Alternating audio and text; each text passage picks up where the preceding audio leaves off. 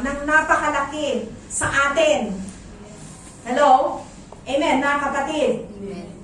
And, yun po, nagdidream siya ng big, pero tayo, parang, ay, hanggang dito na lang ako. Hello? Amen. Pero ang Diyos, napakalaki yung dream niya na ikaw ay gagamitin niya someday. Kaya huwag kang mag-give up. Amen?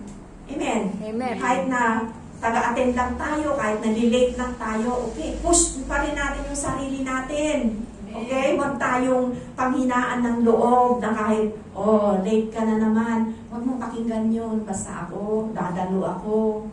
Hello? Amen. Amen. Kasi yung puso naman natin, alam ng Lord dyan eh. Amen, mga kapatid? Amen po? So, yun,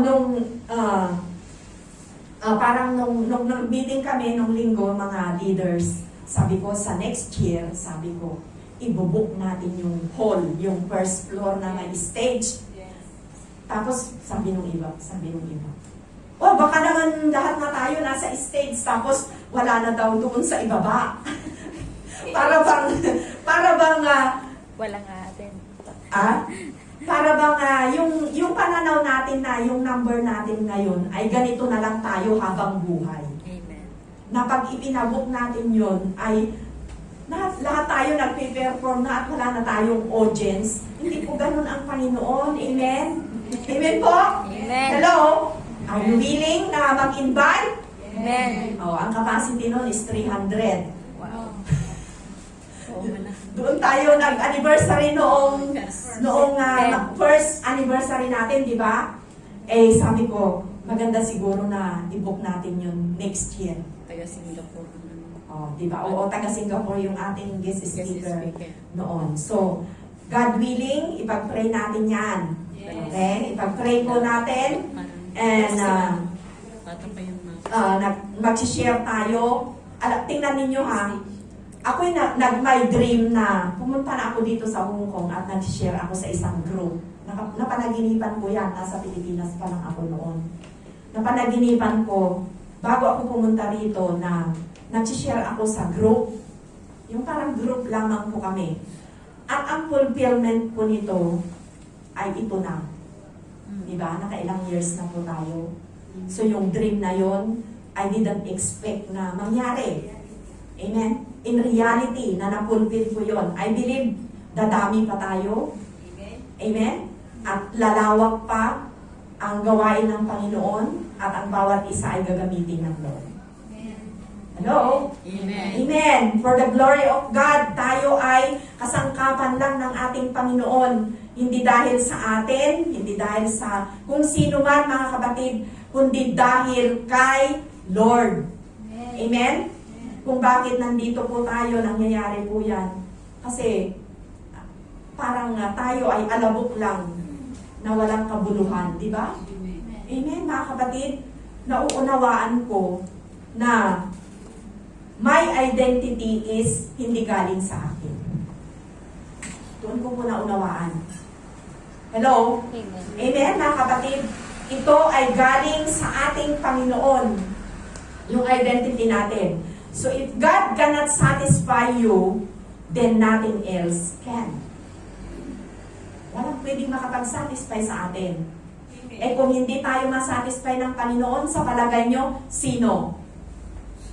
Oh, hello? Amen. Wala. Ang Diyos lang. Amen. Amen po? Your problems, no matter how impossible they may seem, you can overcome them because you are supernatural at ma-overcome natin. We believe? Amen. Amen.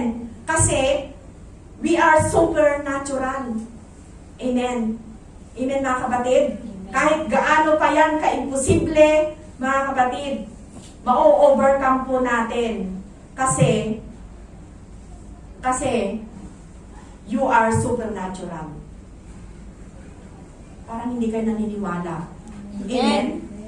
Amen, mga kapatid. People focus on what I will do. Diba? Ang tao, nakapokus lang kung ano yung magagawa natin. Amen. When we have a problem, it's not about what you are doing. Kung may problema tayo, hindi yung what we are doing. It's who you are becoming. Amen. If your being is wrong, your doing will be wrong. Amen. O, di ba? Amen, mga kapatid. So, ang tao nakapokus kung ano yung magagawa mo. Kapag may problema tayo, hindi about what you are doing, kundi it's who you are becoming. Kung paano ka magiging, your being is wrong, your doing will be wrong. Hindi ka pwedeng right yun, tapos maging wrong ka. Amen. Amen? Mga kapatid, yun yung naging buhay ko that time.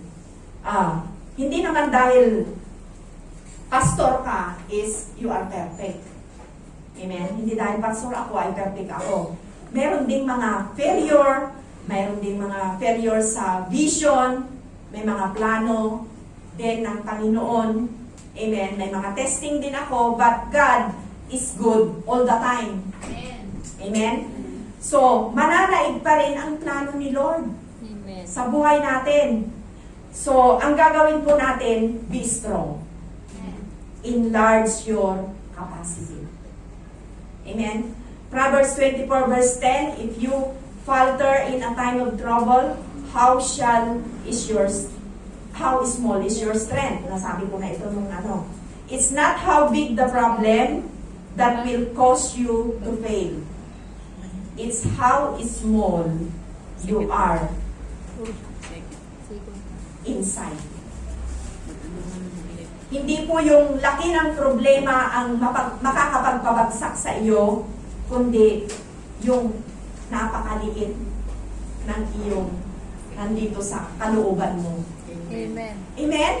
Kahit malaki ang problema mo, amen, hindi po yun ang magkakapagbagsak, pero napakaliit kasi yung nasa inside natin. Hello? Amen. Amen. Problem reveals the strength you have. Kapag may problema, i-reveal niya kung gaano ka kalakas. Yes. Kasi kung walang problema, hindi mo masasabing kalakas ka.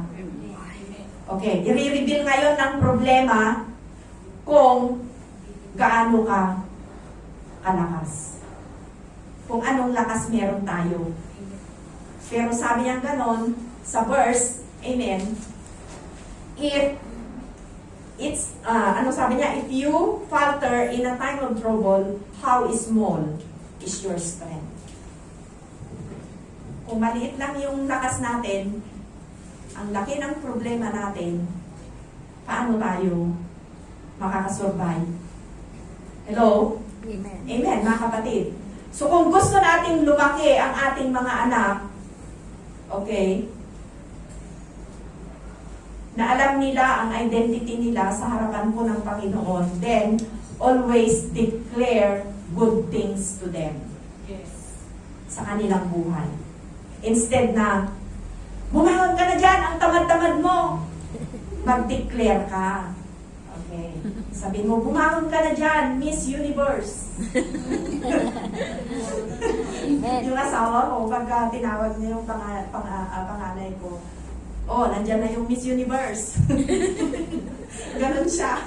Ganon siya. We declare. Amen. Mag-declare tayo sa kanila. Hindi po yung ganon na, wala na talaga, hindi ka na tapos sa pag-aaral mo dahil ganyan ka. Hindi dapat. Instead na ganon, oh, nandyan na yung seaman.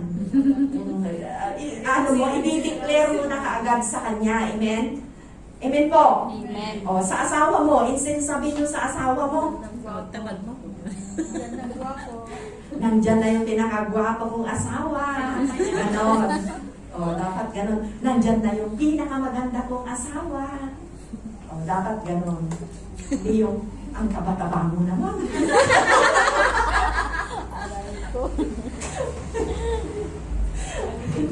The more you declare negative, the more natatatak sa isip niya na yun yung identity niya. Amen.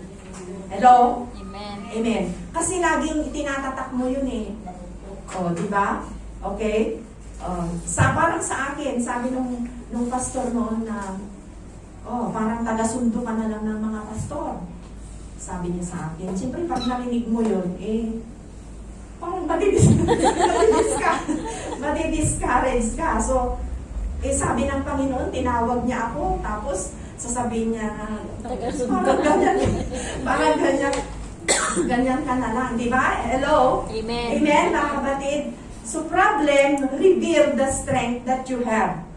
Diyan nare-reveal because many of us, even believer na po tayo, ha? If you have a problem, lumalabas kung sino talaga tayo. Yes. Totoo? Amen. Amen. Our identity, lumalabas yan. O halimbawa, nasaktan ako. Then, nagagalit ka na. Siyempre, nagagalit ka na. Tapos pagdating sa church, praise the Lord. Nagagalito ka. Tapos pag lumalabas ka na, yun yung tunay. Nasa labas na tayo, yun yung tunay na identity natin. Hindi yung dito. Amen?